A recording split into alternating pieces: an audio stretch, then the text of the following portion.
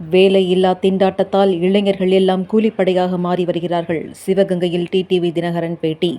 சிவகங்கையில் செய்தியாளர்களை சந்தித்த அமமுக பொதுச் செயலாளர் டிடிவி தினகரன் இவ்வாறு கூறினார்.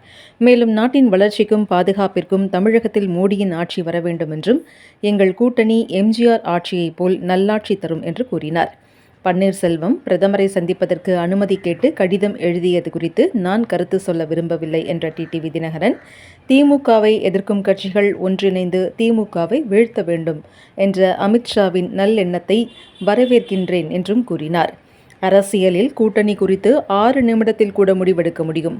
கூட்டணிகளின் முடிவு 2026 ஜனவரி இறுதியில்தான் தெரியவரும் என்றவர், அம்மாவின் உண்மையான தொண்டர்களை ஒன்றிணைப்பதில் அமித்ஷா தீவிரம் காட்டி வருகிறார்.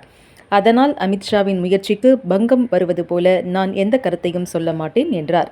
தமிழகத்தில் சட்டம் ஒழுங்கு சீர்கெட்டுள்ளது. அதற்கு உதாரணம் சிவகங்கை அஜித்குமார் கொலை என்றவர், கொலை, கொள்ளை, கஞ்சா போன்றவைகளை கட்டுப்படுத்த முடியாமல் போலீசார் திணறி வருகின்றனர் என்றும் கூறினார்.